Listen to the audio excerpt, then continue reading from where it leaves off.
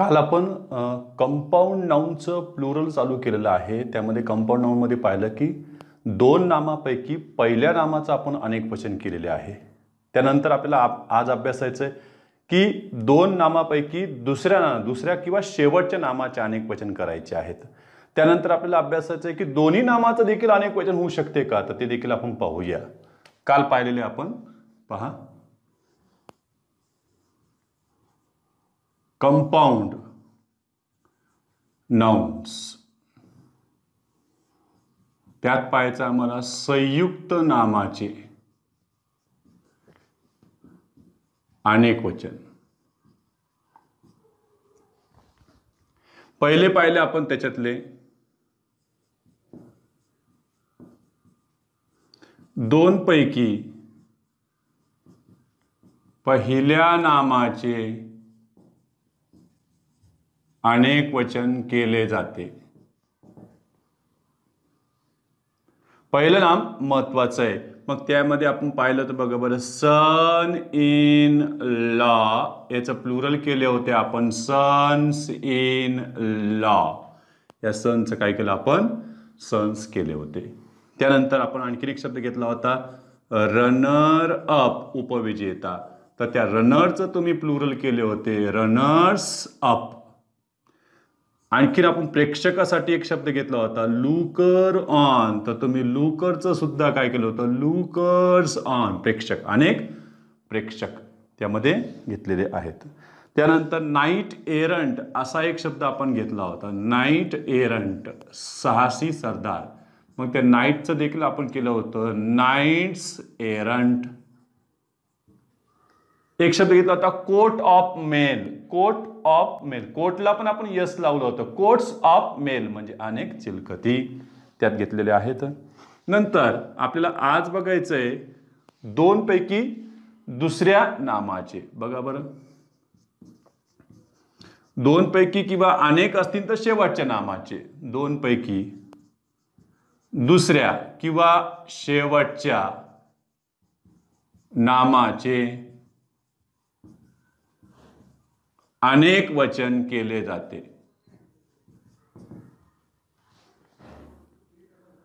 त्यामध्ये मी घेतलंय तर स्टेप सन. यातला सनचं अनेक वचन झालेलं आहे, स्टेपचं नाही. तर स्टेप सन्स.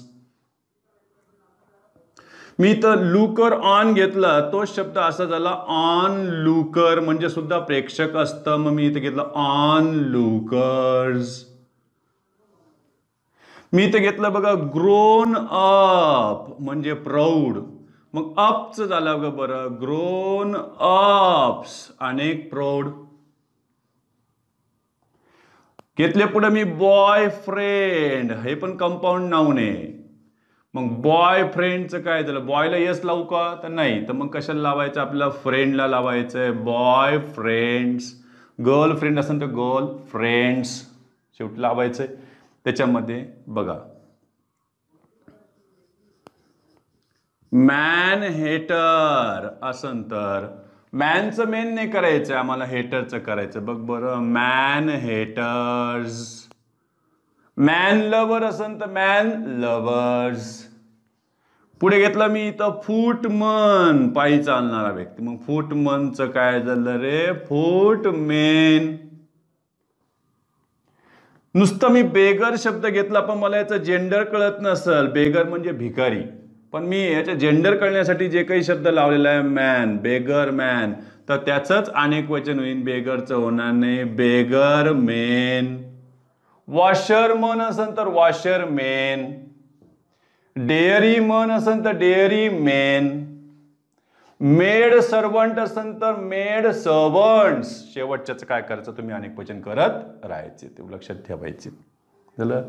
पण यावरून काही गोष्टी व्याकरणाच्या समजून घ्यायचं की बेगरचं जेंडर न कळल्यामुळे आपण बेगर मॅन घेतलेलं आहे. म्हणजेच जेंडर कळण्यासाठी तुम्ही मॅन वुमन हे शब्द वापरू शकता किंवा बॉय गर्ल हे शब्द तुम्हाला वापरता येईल. समजा आता चाइल्डचं जेंडर कळत नसेल तर तुम्ही काय म्हणणार, चाइल्ड गर्ल म्हणणार का, तर नाही, गर्ल चाइल्ड, बॉय चाइल्ड असं त्यांना म्हणता येईल. तर एक लक्षात ठेवायचंय आपल्याला की जेव्हा बेगर, आता बेगर हा शब्द जर आपण घेतला तर हा बेगर दोन्हीही जेंडरमध्ये बसतो, ज्याला आपण कॉमन जेंडर म्हणतो.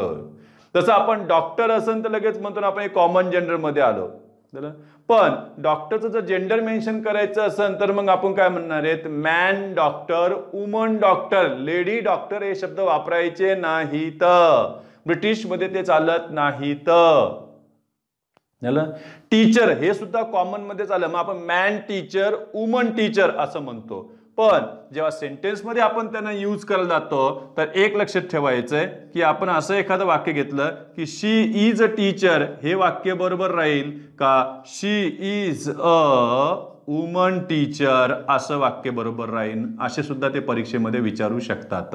शी is a teacher, she is a woman teacher, तर याच्यामध्ये तुम्हाला हे घेता येणार नाही, कारण ऑलरेडी याचं जेंडर जे आहे ते मेन्शन झालेलं आहे याच्यामध्ये, शी मध्ये स्त्रीलिंगी आहे, त्याच्यामुळे वाक्य कोणतं बरोबर आहे, वरचं. तसंच he is a beggar man असं चालणार नाही, he is a beggar. She is a beggar असं म्हटलं ते जेंडर कशामध्ये गेलं, फेमिनाईन मध्ये गेलेलं आहे. पण मला म्हणायचं असं there is a beggar man, आता मला लागेल मला बेगर मॅन जर त्याचं मला जेंडर मेन्शन करायचं असेल. आता आपल्याला दोन्हीही नामाचे अनेक वचन करायचे असतील तर ते पण पाहूया. दोन पैकी दुसऱ्याच नाही तर सी मध्ये पॅटर्न मध्ये आलेले बघा, दोन्हीही नामांचे अनेक वचन केले जाते. त्यामध्ये आलेले बघा बरं, मॅन सर्वंट, मॅन सर्वंटचं झालं मॅन सर्वंट्स. आपण घेतलं इथं वुमन डॉक्टर, आता बघा बा याच्यामध्ये दोघांचंही प्लुरल झालं, वुमनचं झालं विमेन आणि डॉक्टरचं झालं डॉक्टर्स. मॅन टीचर घेतलं तर मेन टीचर्स, मेन टीचर्स त्यामध्ये करता येईल. वुमन टीचर असतं तर विमेन टीचर्स त्यामध्ये नियमात बसवता येईल. ठीक आहे, तर एवढा एक स्क्रीनशॉट काढून घ्या, आणखीन आपण पुढे निघूया. प्लुरलायझेशन मध्ये आणखीन एक शेवटचा राहिलेला आहे, तो म्हणजे एकवचनी नामास FUL प्रत्यय असेल तर अनेक वचन करताना FUL प्रत्ययानंतर यस प्रत्यय जोडावे. आता काहींना एक डाऊट असन की सर FUL प्रत्यय जोडल्या नाम तयारच कसं काय झालं सर, कारण FUL प्रत्यय हे नामाला जोडल्यावर आपण ऍडजेक्टिव्ह तयार केले होते. उदाहरणार्थ ब्युटीचं ब्युटिफुल, केअरचं केअरफुल, पॉवरचं पॉवरफुल. हे कसं काय तुम्ही कॉमन नाऊन केलंय सर, एक वचनी नामास एक वचनी, ते नामच तसं तयार होते. लक्षात ठेवायचे ते आपण भाववाचक नामाला लक्षात ठेवायचे. आपण ते पाहून घेतलं तर म्हणजे लक्षात येईल की अब्स्ट्रॅक्ट नाऊन जे असतात ते अब्स्ट्रॅक्ट नाऊनला FUL प्रत्यय लावले तर ऍडजेक्टिव्ह तयार झाले होते. इथं हे कॉमन नाऊनलाच FUL लागून कॉमन नाऊनच तयार झालेला आहे, ते का वेगळा शब्द नाहीये, तो एकच आहे त्याच्यामध्ये. म्हणजे बघा बरं, कॉमन नाऊन जे काही आहे आणि त्या कॉमन नाऊनला FUL लागून परत कॉमन नाऊनच तयार झालेला आहे, त्याने काही जात बदललेली नाही. मग यामध्ये बघ बरं, कप फुल म्हणजे आपण कप भर, मग ते कप्स फुल नाही करायचं, कप फुल्स यस शेवटून लागलेलं आहे. मी इथे घेतलं मूठभर, हँडफुल, त्याचं केलं बघ बरं हँडफुल्स. स्पूनफुल, त्याचं केलं मी स्पूनफुल्स. म्हणतात ना 2 चमचे साखर ऍड करा, 2 चमचाभर साखर ऍड करा, मग त्याच्यामध्ये आपण स्पूनफुल्स, 2 स्पूनफुल्स त्याच्यामध्ये आपण शुगर ऍड करूया. कपफुल्स, हँडफुल्स, बास्केटफुल्स त्यामध्ये घेता येतील. हे झाले आपण नामाचे एक वचनाचे अनेक वचनाचे नियम. त्यापुढे आपल्याला आता एक एक घ्यायचंय. आता फॉरेन प्लुरल्स देखील आपण या आधीच घेतलेले एक 2 उदाहरणं, त्याच्या अधिक उदाहरणांचं मी पेज तुम्हाला व्हॉट्सअपवर सेंड करेल. यापुढचं जे अभ्यासायचं आहे आपल्याला ते म्हणजे की आपण जे काही नामे शिकतोय ते नामांचं एक वचन अनेक वचन आतापर्यंत कळालं की आम्हाला यस यस प्रत्यय लागून तयार होत आहे, पण काही नामे आपल्याला अशी पण अभ्यासायची आहेत की त्यांचं रूप एक वचनी दिसतंय पण त्यांचं कार्यानं ते अनेक वचनी बनतायत. मग अशा नामांना जर वाक्यामध्ये कर्त्याच्या ठिकाणी वापरायचं असेल तर त्या कर्त्याचा क्रियापदाशी संबंध आम्ही कसा लावायचा आहे, मग ते आपल्याला आता पाहायचं आहे. अत्यंत महत्वाची ही गोष्ट आहे, कारण आपण नाम एवढं का शिकतोय की निव्वळ नामाच्या जोड्यासाठी नाहीये किंवा नामाचे निव्वळ अनेक वचन यावेत हा त्याच्या मागचा विचार नाहीये. तर नाम हे वाक्यामध्ये कर्त्याच्या ठिकाणी आले तर त्या कर्त्याचा क्रियापदाशी संबंध कसा लावणार ते आपल्याला आता पाहायचं आहे. पहा बरं, मग याचा फायदा आपल्याला पुढे आणखी नाम शिकताना होईल. बघा, आपल्याला खास करून सब्जेक्ट आणि पुढे येणारं वर्ब लक्षात ठेवायचं. सब्जेक्ट वर्ब यांच्यातलं रिलेशन पाहायचं आहे आम्हाला. सब्जेक्ट वर्ब मधलं रिलेशन, त्यातला ॲग्रीमेंट, त्याला आपण कॉन्कॉर्ड म्हणतोय. म्हणजे यामध्ये सब्जेक्ट तुम्ही घेतलाय असा,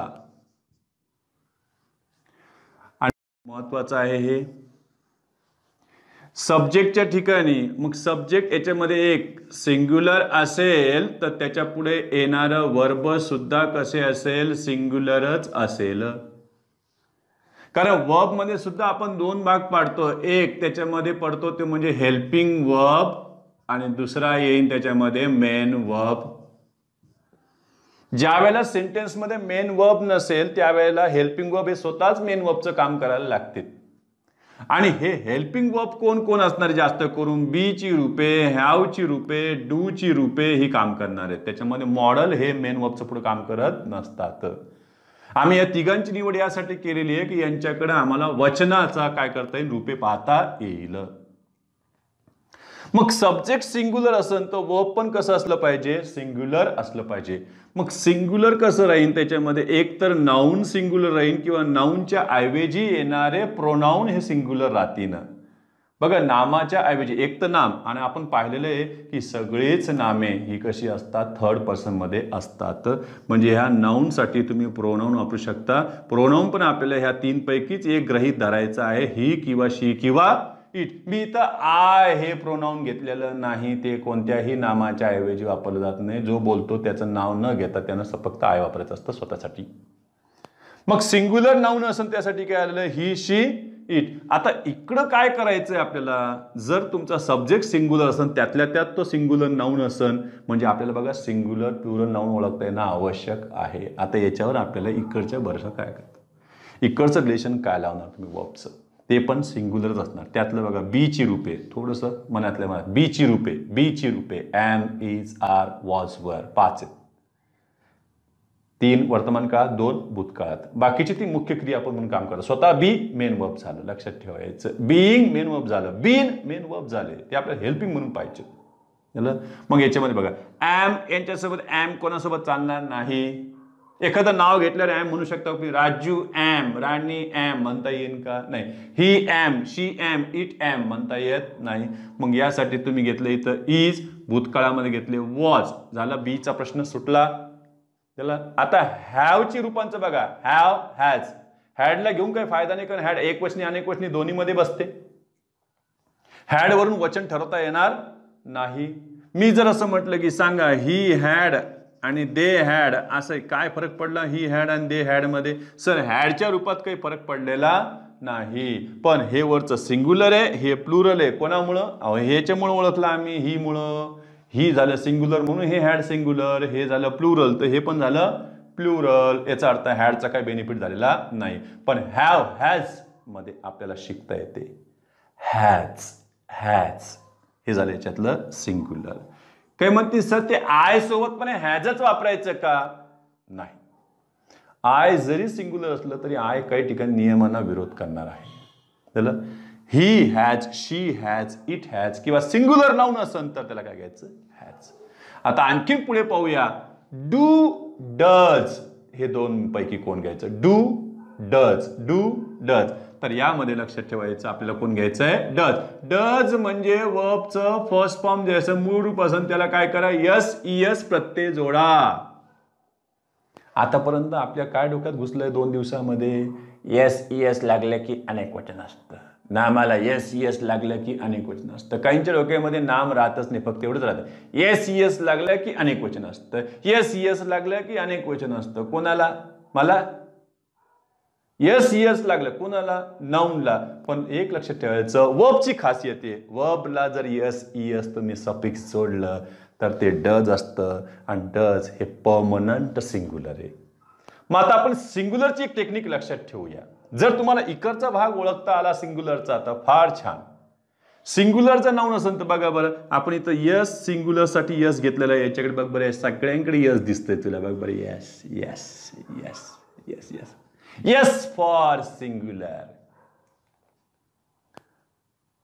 मग हा नियम आयला वापरायचा का? नाही. आय साठी तुम्ही काय काय कार्यक्रम घेतले? आय साठी एम. बघा, आयनं जर इथं एम घेतलं होतं तर मग त्याने वॉज का घ्यायचं बरं? त्यानं पण तिथं व्हॅम घ्यायचं असतं. काय घ्यायचं? व्हॅम. तसं घेतलेलं नाही.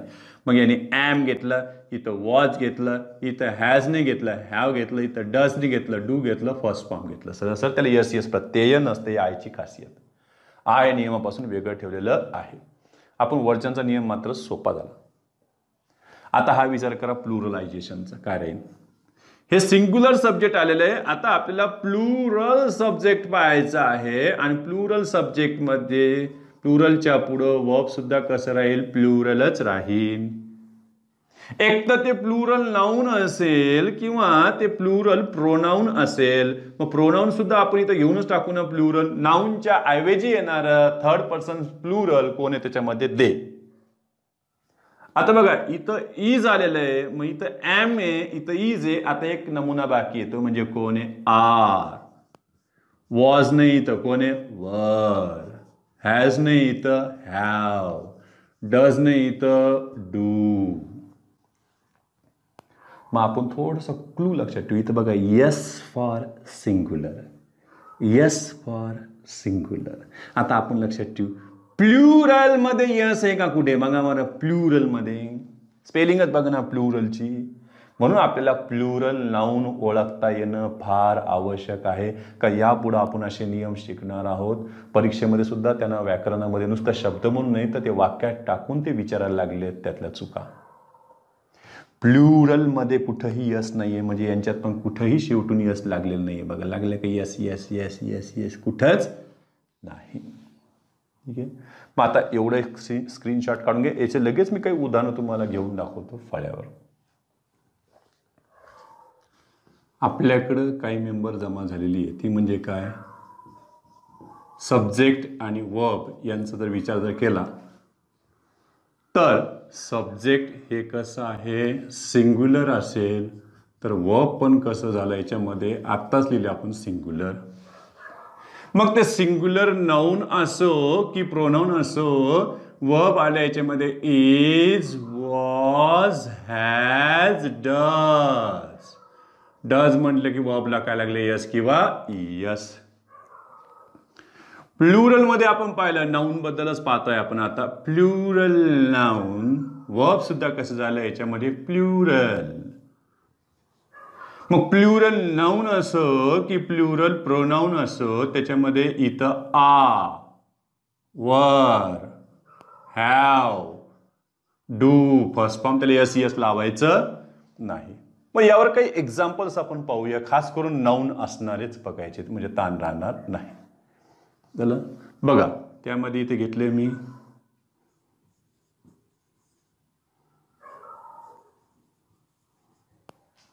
रिकामी जागा ठेवलेली आहे. तुम्ही या दोन पैकी एकाची निवड करा. वर्क घेणार का वर्क्स घेणार? वर्क घेणार का वर्क्स घेणार? The boy dash hard, the boy dash hard. मग तुम्हाला हे नाऊन शिकलात ना, हे सिंग्युलर आहे का प्लुरल आहे? तर हे नाऊन सिंग्युलर आहे. मग आता हे नाऊन सिंग्युलर असेल तर तुम्हाला आता वर्ब काय घ्यायचंय? काय म्हणते ना, याला यस लागलेलं नाहीये, याला यस लागले आणि यस प्लुरलचं असतं असं डोक्यामध्ये येण्याची दाट शक्यता असते. तर एक लक्षात ठेवायचं, हे द बॉय म्हणजे हा सब्जेक्टच सिंग्युलर झाला. मग यस फॉर सिंग्युलर, मग हे यस फॉर सिंग्युलर हे झालं त्याचं उत्तर. झालं. आता मी जर याला चेंज केले, बघा बरं, द बॉईज डॅश हार्ड. मग इथं घेतलं मी वर्क आणि पुढे घेतलं मी वर्क्स. आता पहा इथं काय केलं मी द बॉईज. बॉईज काय झालं याच्यामध्ये प्लुरल आणि प्लुरलची स्पेलिंग लिहून बघा ना याच्यामध्ये कुठे यस लागलंय का? याचं नका बघू आता. हे तर झालं प्लुरल. चला प्लुरल. मग आता आपल्याला याच्या वर्क घ्यायचं का वर्क्स घ्यायचंय तर तुम्हाला इथं वर्क घ्यावं लागेल. यस लावता येणार नाही. हे जर त्याचं आन्सर. तिसरं उदाहरण दिलंय बघा बरं मी इथं monkeys dash bananas.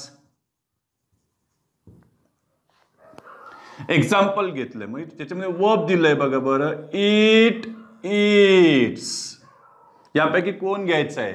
Monkeys singular आहे का प्लुरल आहे? तर मंकीज हे झालं प्लुरल. मग हे प्लुरल असेल तर तुम्हाला इथं मेंबर काय का लागेल? प्लुरल मध्ये यस नसते.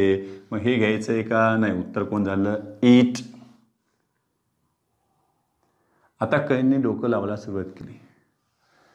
इथं यस लागलं का? नाही. इथं लागलं. इथं लागलं. इथं नाही लागलं. इथे लागले. इथे नाही लागले. याचा अर्थ नियम तयार झाला. कर्त्यातील नामाला यस लागले तर क्रियापदाला यस लावायचं नाही. आणि कर्त्यातील नामाला जर यस नाही लागले तर क्रियापदाला काय करायचं? यस लावायचं. वा. मग परीक्षक पण असे नामे शोधून काढेन की ज्याचं तुला वचनच कळलं नाही पाहिजे. एक वचने का अनेक वचने. मग झाला की नाही गोंधळ. इथं लागे ज्ञान टेक्निक नाही. चला मग इथं त्याने दिले बघा बरं चिल्ड्रन डॅश स्वीट्स. चला आम्ही तुम्हाला लाईक आणि दुसरं दिलं लाईक्स. सांगा आता नाही तर परत दिमाग लावते. याला यस लागल्या का? नाही. मग लाव यस. त्याला लावतो का? नाही. मग चिल्ड्रन काय झालं याच्यामध्ये प्लुरल नाउन आहे. मग प्लुरल असेल तर तुम्हाला काय घ्यावं लागेल? लाईक डू असणार घेतलेलं आहे आम्ही. यस असणार डज घेता येणार नाही.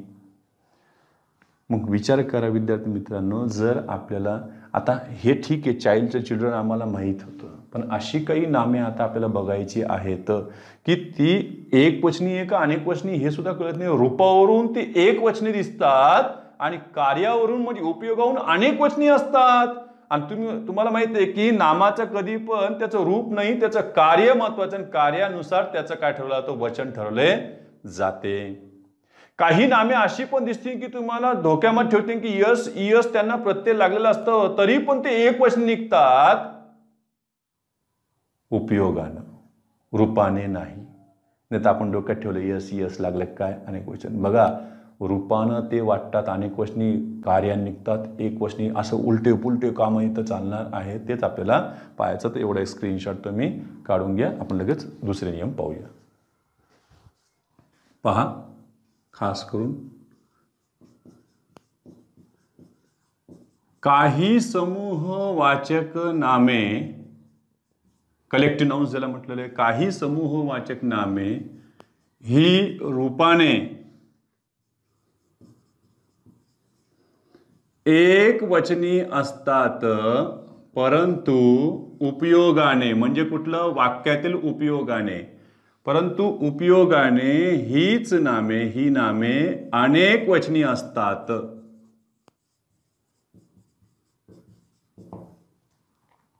म्हणजे यांचं उपयोजन फार महत्वाचं आहे. जे अनेक वचनाचं आहे त्यासाठी आपल्याला हे नियम लक्षात ठेवावे लागतील. म्हणजे ते रूपाने तुम्हाला एक वचन दिसतात म्हणून तुम्ही इथं जाण्याचा धोका जास्त आहे.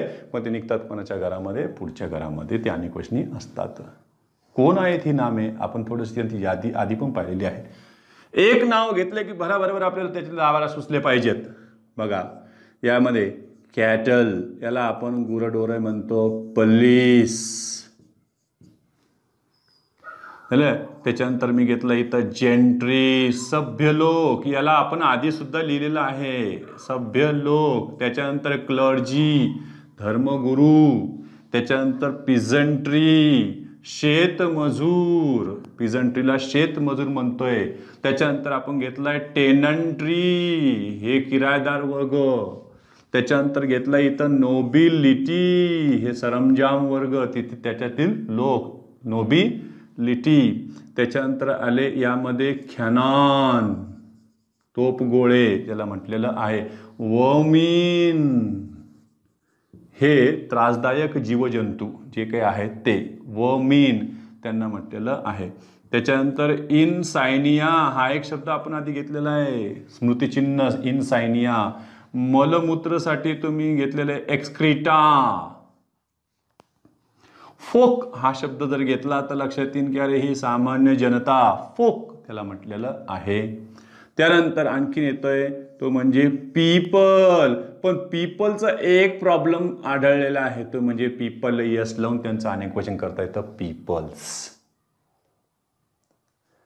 यामध्ये एक शब्द आणखी पॉल्ट्री हा देखील तुम्हाला ऍड करता येईल, पॉल्ट्री. आता यांची रूपे जर पाहिली तर ती कशी वाटतात, एक वचनी वाटतात, पण आता त्यांचं उपयोजन काय आहे, अनेक वचनासारखे आहे. मग आता यामध्ये आणखीन बारकावे लक्षात ठेवायचे की या नामाच्या आधी तुम्हाला आर्टिकल अ किंवा ॲन वापरता येणार नाही. त्याचं कारण काय आहे, हे जरी रूपाने एकवचनी असले तरीही उपयोगाने कशी आहेत, अनेक वचनी नामे आहेत. बघा, या नामाआधी किंवा अ किंवा ॲन हे आर्टिकल वापरू नये. या नामाआधी अ किंवा ॲन हे आर्टिकल वापरून त्यांचे एक वचन करू नये. याचा अर्थ ते अनेक वचनी हे तर मान्य झालेत.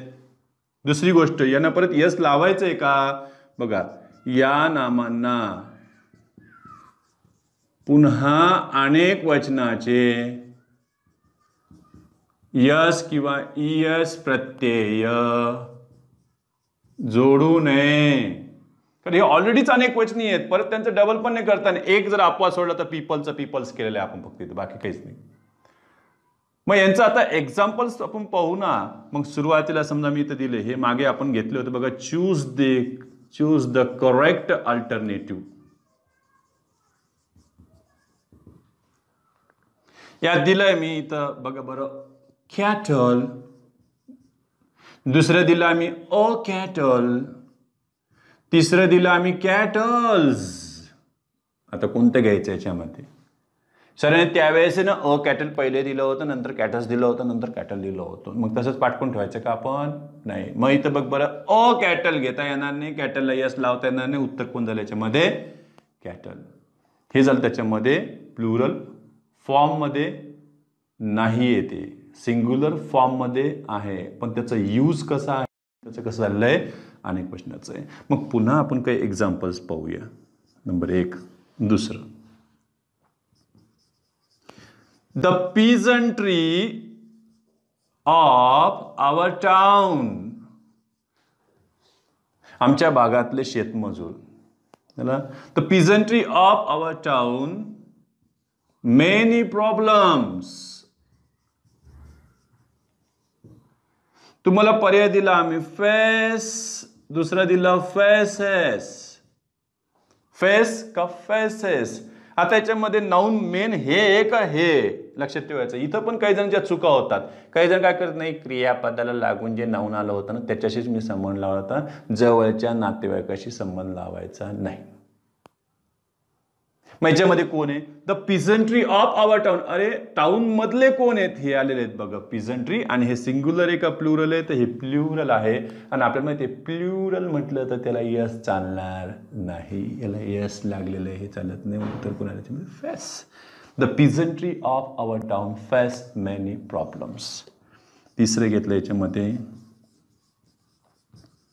The gentry of the town dash invited to the party were समाजातील कोणते सभ्य लोकांना बोलवलेलं होतंय. मग याच्यामध्ये टाउन परत टाउन नाही, तर जेंट्री काय झालं याच्यामध्ये? प्लुरल म्हटलं तर याच्यामध्ये वॉज घेता येणार नाही. उत्तर कोण याच्यामध्ये? वर. याच्यात आलंय वर. चला, चौथं घेतलं मी याच्यामध्ये, वर्मीन डॅश द क्रॉप्स. चला, पर्याय दिला मी इथं डिस्ट्रॉय, डिस्ट्रॉय, आणि दुसरा दिला मी इथं डिस्ट्रॉईज. चला, वर्मिन जर ही यादी माहीत नसली तर मात्र प्रॉब्लेमच आहे. त्याच्यामुळे थोडेफार मी काय म्हणतो 1000, 2000, 5000 समानार्थी शब्द पाठ करण्यापेक्षा एक असे 400-500 शब्द जे गोळा होतील आपल्या अशा काही नियमांच्या नामातून, ते सुद्धा आपल्यासाठी महत्त्वाचे झालेले आहेत. कारण इथून येणारा मार्क हा फिक्स असतो. वोकॅब्युलरीचं मार्क्स तरी फिक्स नाही आहेत, कारण ते काय सगळं संदिग्ध आहे, करावं तर लागतंच सगळं. पण जर भर याच्यावर दिला तर जास्त आहे. बघा, वर्मिन, मग वर्मिन सिंग्युलर आहे का प्लुरल आहे? प्लुरल. मग हे जर कळालं तर ते कळेल, कारण इथं लगेच कळून देणार आम्हाला सिंग्युलर प्लुरल. पण हेच जर कॉन्सेप्ट क्लिअर नसला तुमचा तर सिंग्युलर आहे का प्लुरल तर मात्र मोठा प्रॉब्लेम होईल. हे प्लुरल मध्ये आहे वर्मिन. मग प्लुरल असेल तर तुम्हाला यस वाला मेंबर घेता येणार नाही. कोण घ्यावं लागेल तुम्हाला? Destroy. Vermin destroy the crops, त्यामध्ये घेता येईल. पीपलचं पीपल्स जेव्हा म्हणतात तेव्हा भिन्न राष्ट्राचे लोक होतात. Peoples of different countries, peoples of different regions, त्या अर्थाने ते घेता येईल. चल, आणखीन एक घेतोय, सांगा याच्यामध्ये काय घ्यायचं? Dash dash grazing in the field. पर्याय दिला मी इथं, कॅटल्स आर. दुसरा पर्याय देऊ आम्ही तुम्हाला, कॅटल इज. आणखीन एक पर्याय दिला आम्ही तुम्हाला, कॅटल्स इज. आणखीन एक पर्याय देतो मी तुम्हाला, कॅटल आर. पर्याय लिहिताना मला सुद्धा भान ठेवावं लागेल ना. चला आता बघा, कॅटल्स आर, झकास वाटतंय झालं, तर हे चुकलेलं आहे. कॅटल यस लावता येणार नाही. दुसरं, कॅटल इज का म्हणते, बरोबर आहे कॅटल इज, पण कॅटल हे जरी सिंग्युलर फॉर्म मध्ये असलं तरी ते यूज मध्ये सिंग्युलर नाही, हे चालणार नाही. इकडची साईड बरोबर असली ती इकडची चूक आहे ना, पण इकडची परत प्रॉब्लेम तोच झाला. मग इथं कोण आलं? कॅटल आर, हे त्याच्यातलं आन्सर करेक्ट. तेवढं स्क्रीनशॉट काढून घ्या. दुसरं जे पाहायचं आहे ते महत्वाचं आहे, ते म्हणजे की विशेषण हे नामाचे काम करते का, याबद्दल थोडंसं आपण आधी सुद्धा पाहिलेलं आहे. पहा बरं, वाक्यात विशेषण म्हणजेच ॲडजेक्टिव्ह. वाक्यात ॲडजेक्टिव्ह आधी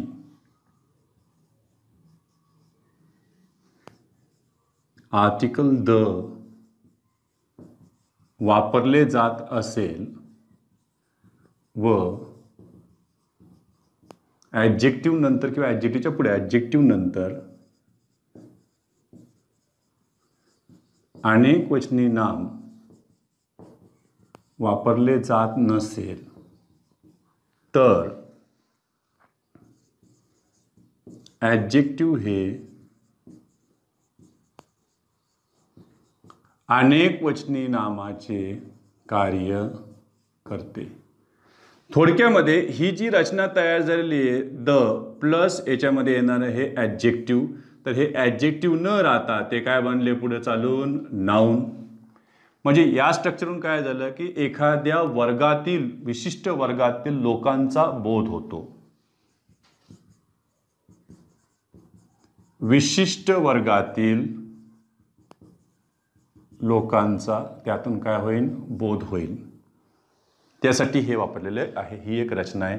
पण काळजी घ्या की ॲडजेक्टिव्हच्या आधी तुम्हाला द, म्हणजे रूपानं जरी ॲडजेक्टिव्ह वाटत असलं त्याच्या आधी द आर्टिकल आलं, परत त्याच्यानंतर जर नाऊन नसेल तर ते स्वतःच नाऊन बनेल आणि ते प्लुरल फॉर्ममध्ये राहिलं. प्लुरल त्याचं यूज राहिलं. चला, यामध्ये आपण समजा काही एक्झाम्पल घेऊन बघा बरं. मी इथे घेतले द पुअर, याचा अर्थ काय झाला? Poor people. द रिच, याचा अर्थ काय झाला? Rich people. मी म्हटलं दी इंग्लिश, तर याचा अर्थ इंग्लिश मेन किंवा इंग्लिश पीपल. द फ्रेंच असं जरी घेतलं तरी त्याच्यामध्ये the brave, brave main, brave people. The needy म्हणजे गरजवंतू. यांचा वापर आपल्याला वाक्यात करायचा. यांना मी आर्टिकल द लावलेलं, त्यांच्यानंतर कुठेही नाम वापरलेलं नाही. ते सुद्धा एक्झाम्पल्स पाहू. The rich dash the poor. पर्याय दिला एक्सप्लॉइट्स. एक्सप्लॉइट. दोनपैकी कोण घेणार? पहिली गोष्ट, हे वर्बच्या आधी येणारा हा सब्जेक्ट सिंग्युलर आहे का प्लुरल आहे? तर द रिच येते. The rich means rich people. म्हणजे ह्या अर्थाने ते घेतलं असेल तर हे झालं प्लुरल मध्ये, सब्जेक्ट झाला प्लुरल. मग प्लुरल साठी आम्हाला हे वापरता येईल का? यस लागणार तर नाही, हे घ्यावं लागेल. आपल्याला कंटिन्यू 2-3 दिवस याचा सराव करावा लागेल स्वतःला. आपल्याला उदाहरणाचं, भरपूर उदाहरणाचं, तेव्हा कुठं आपल्याला हे यस असणार, यस नसणार या दोघांमध्ये तरी फरक कळला पाहिजे आपल्याला. त्या दोन पर्यायातच आपण आउट होणार आहे, लक्षात ठेवायचं. त्यासाठी आपलं हे पक्क करून घ्यायचं की प्लुरल असेल तर ते आपलं यस वाला चालणार नाही. एक्सप्लॉइट्स नाही, exploit. The rich exploit the poor. एक. दुसरं,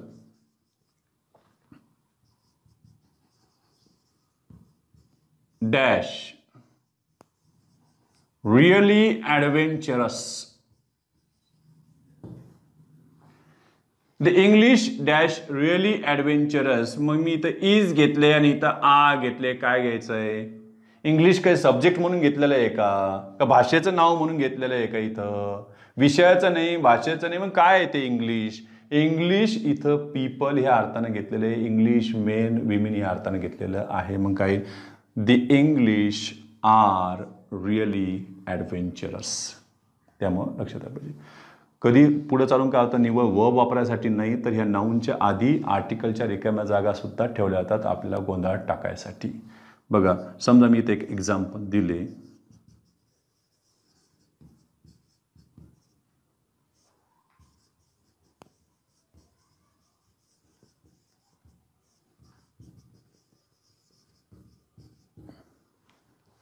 यातलं नेमकी कोणतं इंग्लिश हे पीपलसाठी वापरलेलं आहे आणि कोणतं इंग्लिश हे लँग्वेजचं नाऊन म्हणून वापरलेलं आहे, नाव वापरलेलं आहे त्याच्यामध्ये. बघा बरं, dash English is dash language of dash English. असे सुद्धा आर्टिकल्सचे उदाहरणं परीक्षेला येऊन गेलेले आहेत. इथं इंग्लिशच्या पुढे इथं इज वापरलं, याचा अर्थ हे सिंग्युलरमध्ये आहे, हे पीपलसाठी वापरलेलं नाही. इथं तुम्हाला आर्टिकल घेता येणार नाही.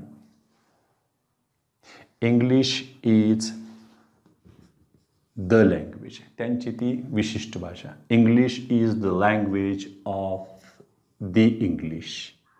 का? इंग्लिश मेन या अर्थाने, इंग्लिश पीपल या अर्थाने ती घेतलेली आहे. बघा बरं पुढे. The brave dash this fair. पर्याय दिला आम्ही इथं डिझर्व. हेच लायक आहेत याला. कोण? The brave. The brave means brave main, brave women, brave people या अर्थात घेतलेलं आहे. मग हे प्लुरलमध्ये आलेलं आहे. मग प्लुरलमध्ये असेल तर काय घ्यायचं तुम्हाला? आता the brave dash this fair. इथं यस लागलंय, हे घ्यायचं नाही. कोण याच्यामध्ये? डिझर्व. त्याच्यामध्ये तुम्हाला घ्यावं. The brave deserve this fair. त्यामध्ये द पुअर डॅश लबोरियस. लबोरियसचं काय झालंय? अरे द पुअर आर लबोरियस. कष्टाळू, कष्टकरी. ठीक आहे, तर एवढे स्क्रीनशॉट काढून घ्या. याचा पुढील भाग आपण उद्याच्या तासाला घेणार आहोत. तोपर्यंत